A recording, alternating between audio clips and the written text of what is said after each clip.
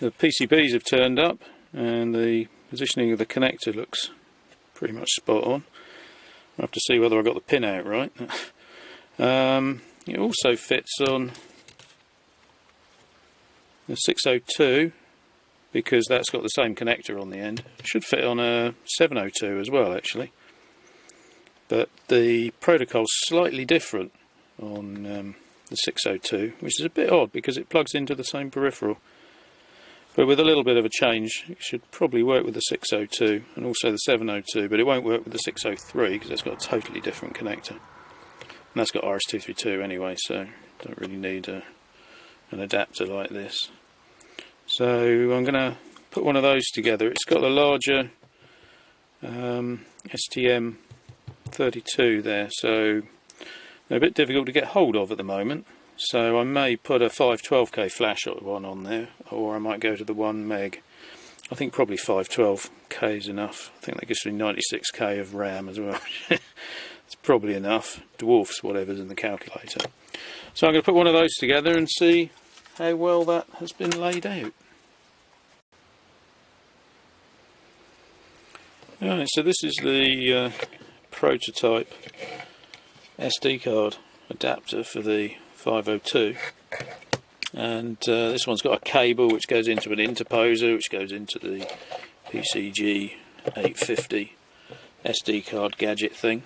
So this has been set up for the 11-pin connector that is on the side of the 850, and that's all a bit bulky, so it's been tidied up into this, which is a little PCB which just plugs straight into calculator, and you've got an SD card adapter there, USB breakout board. I do a breakout board because these connectors have a habit of breaking off the PCB as the cable bends them and things, so instead of breaking off the proper PCB it breaks off a breakout board, and you can just put another one of those back on. And there's an OLED display there. That's really just status messages. Don't really need that. There's also a GPIO connector here. There's a RS-232 serial port as well, so the calculator will have access to those via the ARM chip, and the display as well, so you can display things on the display if you want to. But anyway, if I turn it on and I plug this in and turn that on, so that's now come up to access the SD card. There's also a monitor running over the USB to serial, so you can talk to it. There's commands you can issue coming in here as well, so the calculator's also got access to USB to serial if it wants to, and you've got the right code. So if I put pi in the display and then do an inverse save inverse exe, that's now saved the X register. That's a sort of hidden undocumented command. The inverse exe just saves the X register, which is the display register. Well, I call it the X register. If we then load that back, it'll now load from the RAM buffer. It's been written to disk, SD card, but it's also in the RAM buffer, and that's where the data actually comes from. It doesn't come directly from the SD card because that involves interrupts which screw up the protocol across the little connector here. And pi's reappeared, so that's now stored in the RAM of the ARM chip, so we can just load it again. There you go. So it is working. I had to change the display on the firmware from the prototype because this is using the second SPI port, SPI2, so it's wire 2 in the Arduino library speak. But yeah, that does work. So if you just do an inverse load exe, I think it actually puts the number that we did have in the X register, it's not there anymore, it's in the F register, so or the F memory. So that's working quite nicely, and because the you can see the 602 is same form factor, same connector, should be able to get it working with that as well. Now that I've got a bit more code space, this is 512K of flash and 96K of RAM in this chip. It's not the same ARM chip that the Blue Pill runs. You can see that it's quite a lot larger. It's a 64-pin package. That means I can put a lot more code in there. I was a bit stuck on the the PCG 850 prototype. The blue pill on there doesn't have enough flash space really to do a lot of the code that I wanted to write on here. So I should be able to get it working with the 602. It's a slightly different protocol, it turns out.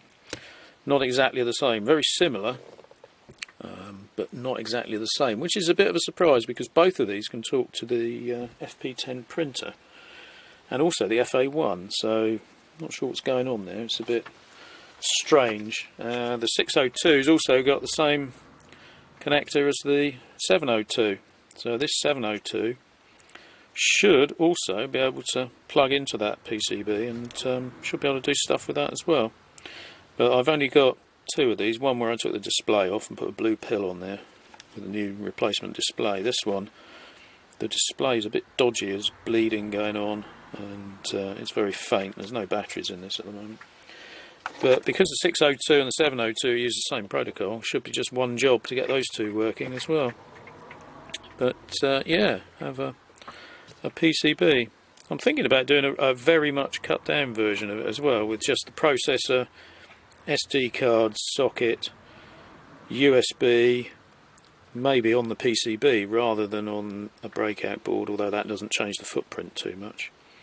Get rid of the display and a lot of the other connectors and have it just for storage, and then it should be quite a lot smaller. I think you probably come in about, yeah, probably where the top of the display is at the moment. I've put feet on the back of here as well. It's a bit wobbly. You can definitely see why these runners were put in. They slide, the calculator slides into the cassette sort of peripheral. There's a big slot for it. I mean, it's a massive peripheral. It's sort of about the size of this almost. But you can see why, because that is a bit wobbly. The printer, the FP10, that's actually got a cable which plugs in, and that's a bit more secure than this, but not a huge amount.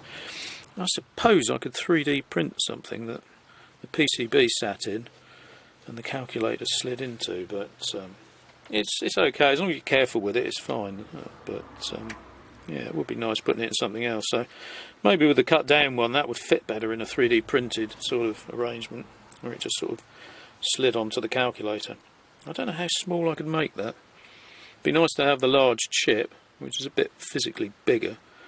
I don't know, you could probably do away with the reset button as well. I do use that occasionally when I'm writing code, but it's not absolutely necessary. But yeah, that PCB's working. And no mod wires on that one, which makes a change.